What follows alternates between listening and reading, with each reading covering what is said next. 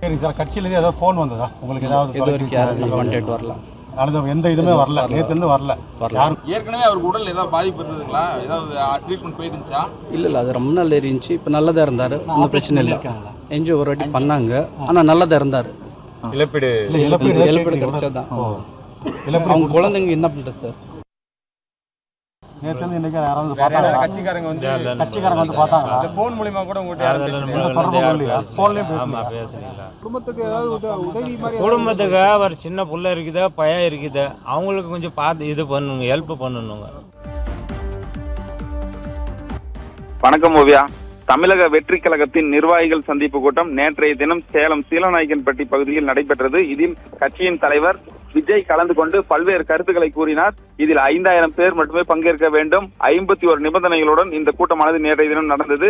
இந்த கூட்டத்தை பார்ப்பதற்காக சீலநாயக்கன்பட்டி பகுதியை சேர்ந்த வெள்ளி தொழிலாளி சுராஜ் என்பவர் சென்றிருந்தார்.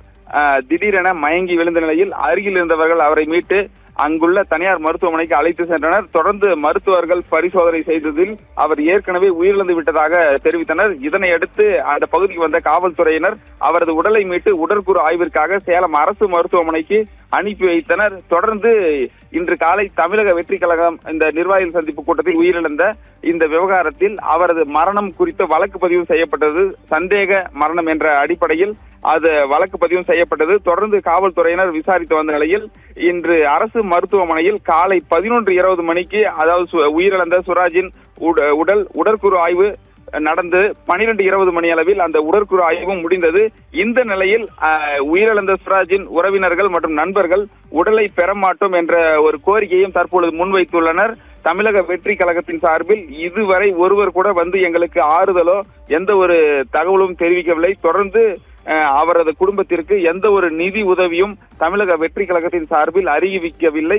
உடனடியாக இந்த கட்சியை சார்ந்தவர்களும் இந்த கட்சியின் தலைவர் விஜய் அவர்கள் குடும்பத்திற்கு நிதி உதவி அறிவித்தால் மட்டுமே இந்த உடலை பெறுவோம் என்ற கோரிக்கையை முன்வைத்து அதுவரை உடலை பெறமாட்டோம் என்று கூறி தொடர்ந்து அவரது உறவினர்கள், நண்பர்கள் என 100க்கும் மேற்பட்டோர் அரசு மருத்துவமனை பிணவரை முன்பு காத்திருக்கின்றனர்.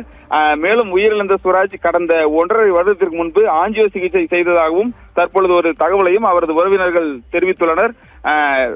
தமிழக வெற்றி கழகத்தின் சார்பில் உடனடியாக நேரில் சந்தித்து ஆறுதல் தெரிவிக்க வேண்டும், அதேபோல நிதி உதவி அளித்தால் மட்டுமே உடலை பெறுவோம் என்று கூறி அரசு மருத்துவமனை வளாகத்தில் தற்பொழுது உறவினர்கள் காத்திருக்கின்றனர். ஓவியா.